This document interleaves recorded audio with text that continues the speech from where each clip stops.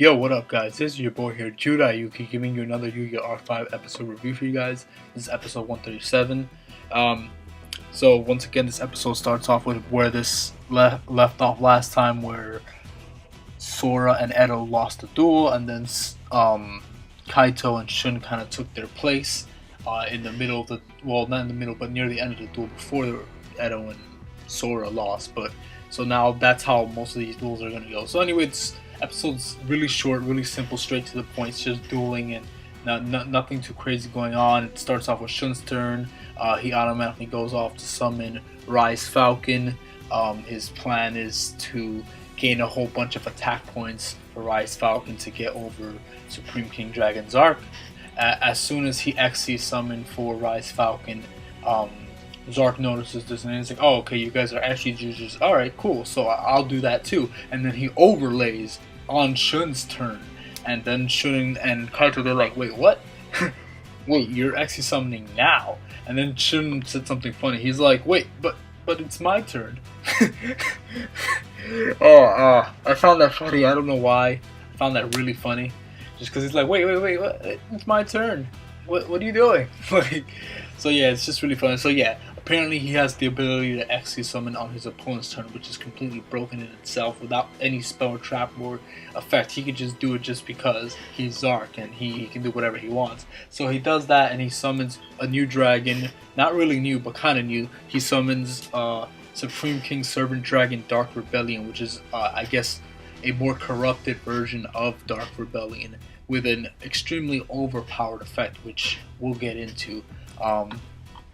So then, once again, Shun gains all his attack points. He can't attack. What is it? He can't attack Zark because apparently Dark Rebellion has an effect. It gained a bunch of new effects, Dark Rebellion, or more stronger versions plus extra.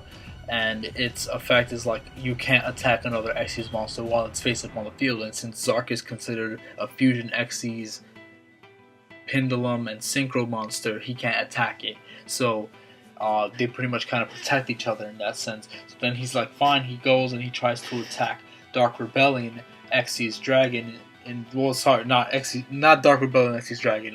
Supreme King Servant Dragon Dark Rebellion. He tries to attack that, but then Dark Rebellion activates his effect, which is stronger. So during either player's turn, you could target an opponent's monster and decreases the attack to 0, and then Dark Rebellion gains that attack. So it's even a much more buffed up version of Dark Rebellion because it's a quick effect and it reduces it to 0 instead of cutting it in half, and he gains all that power. So since he already declared attack, Kurosaki would take the damage from that, but he activates a quick play to protect his Raid Raptor from being destroyed by battle, and he takes no damage by detaching both of his overlay materials. I think he just ends his turn by setting, I think, 2 cards after that. He sets 2 cards and then his turn. Then it's Kaito's turn. He does his usual cliche, summons his Cypher Wing monsters, activates Cypher Exposure or Photon Exposure or whatever it's called, and he overlays them to summon Galaxy Eye Cypher Dragon. He tries to activate Cypher Dragon's effect to take control of Dark Rebellion, but then I think Zark has the ability where where Xyz monsters can't be targeted by your opponent's card effect, so that doesn't work. Great, another effect. Kaito's pretty much like, oh great, I got nothing to do here, so he's just like, alright, fine, I'll set 3 back row and I'll end my turn. After this, we go to a scene with Reira and Reiji, and they're walking through Academia trying to find Leo or whatever. And at some point they stop, and Reira notices some ghosts of people, of dead people, I guess, or people that are alive. I have no idea. In my opinion, I think they're dead people. They're the people from, I think they said the city or Heartland, one of the 2 cities, and the people, I think it's the people who got carded, and since the dimensions are starting to be integrated, remember Leo did say that all the people who were carded would end up being reunited into this new world. So since the worlds are still in the process of being integrated, we see these faint spirits of these humans coming back into this new world. So I think that's how this is going to happen. I don't think this is people from academy or whatever, and they're confused or anything. I think that's the people, some of the civilians that got carded, and now they're starting to be revived, just as the four dimensions are now becoming one.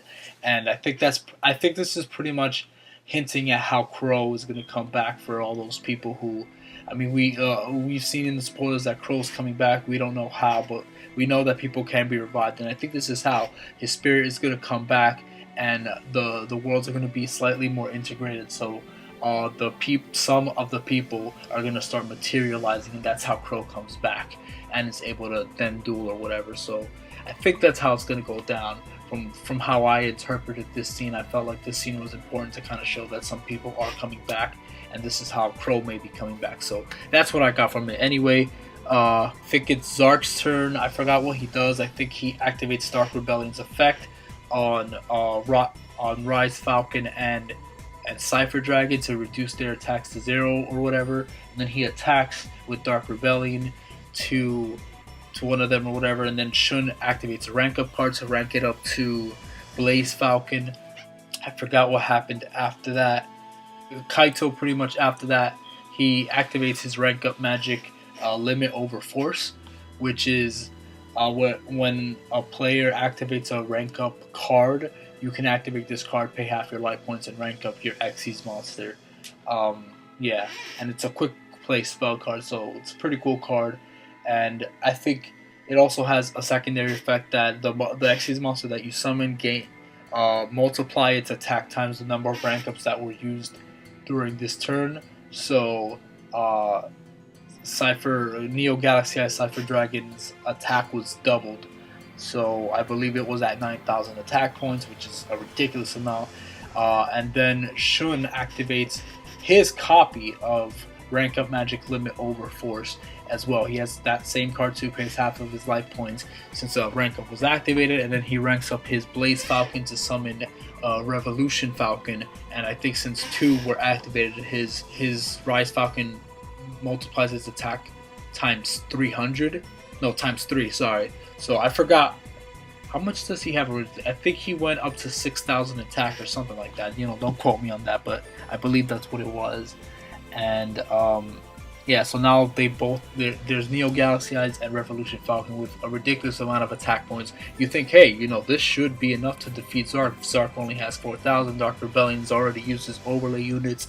I mean, what else can happen here? But wait, Zark is gonna be a douchebag. That's what's gonna happen. And what he's gonna do is he's going to, I don't know how to say it, because for fusion it would be defuse his monster, but in this case deconstruct his Xyz monster, I guess. So he sends Dark Rebellion back to the Etcher deck to summon the 2 Supreme King Servant Dark Ariums back onto the field. And when you un-Xyz these monsters, apparently they come back to the field, and then all Xyz monsters your opponent controls, their effects are negated and their attacks drop to 0. So like, it's ridiculously broken. Everything this guy Zark is doing, all his cards are just ridiculously broken, and you just can't touch this guy.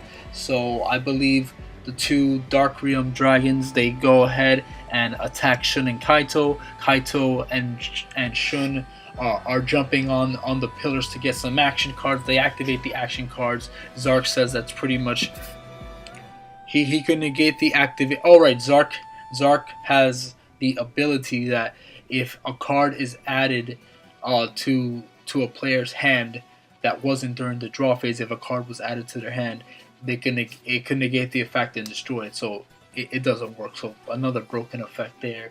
And then the Dark Realms attack them both, and then they both lose. Their life points drop to 0. At some point before this, Jack Atlas came through, and he intervened the duel as well as Gongenzika. And then